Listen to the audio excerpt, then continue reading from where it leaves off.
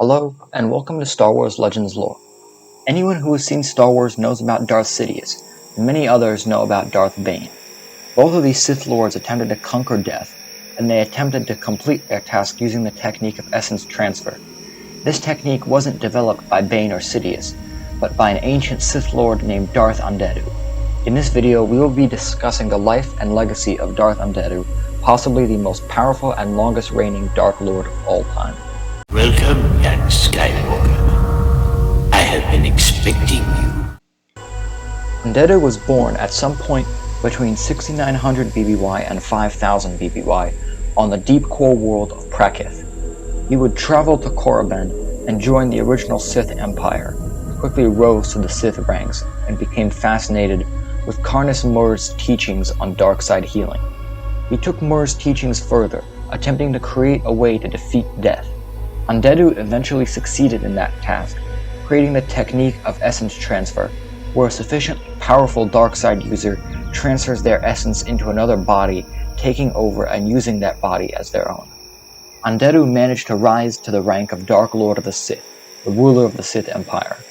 As his power grew, he grew more and more paranoid that his followers would overthrow him, so he refused to teach them his most powerful techniques, including essence transfer.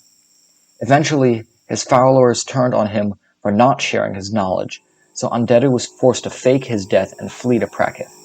There, he took over the planet and was from then on known as the immortal God King of Prakith. He used his immense power to prolong his life and ruled Prakith for many centuries.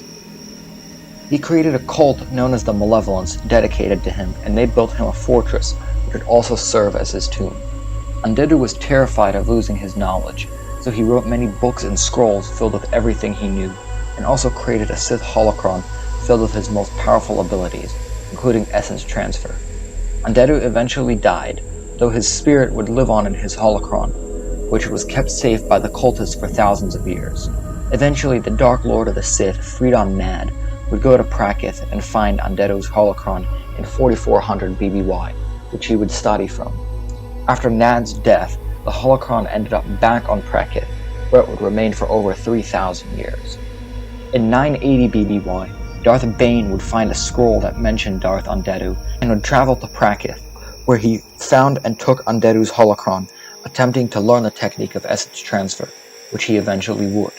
The holocron would find its way to Korriban, where Darth Tyrannus would find it in 21 BBY. Eventually, the holocron made it into the hands of Darth Krayt, and by 137 ABY, he had accessed it to try and learn how to prolong his life.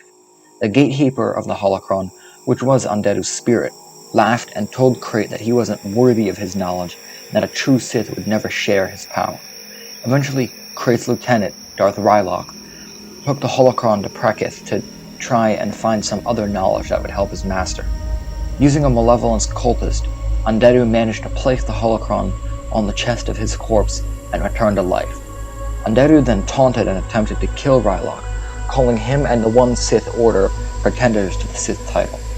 Rylock and Andeddu would duel using Force illusions, and eventually Rylock discovered Andeddu's fear of losing his knowledge and turned that against the ancient Sith and killed him for good.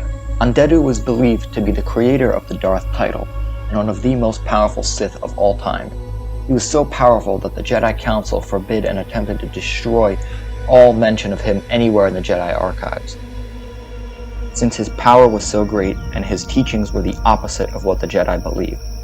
He was proficient in Sith alchemy and Sith magic, as well as Force lightning, Force illusion, and telekinesis. Andeddu did construct a lightsaber, though it is unknown how much he actually used it, though he was no doubt extremely proficient in its use. He was arrogant and fearful, mistrusted everyone, and was quick to judge someone he felt was unworthy of his power. His fear of losing his knowledge eventually destroyed him, both when Darth Rylock used his fears to kill him, and when his followers on Korriban turned on him and exiled him from the Sith Empire. Andeddu created many techniques, with his most famous creation being the technique of essence transfer, which allowed a Sith Lord to potentially live forever. He lived for around 7,000 years, though his body was only alive for a few hundred of those 7,000 years.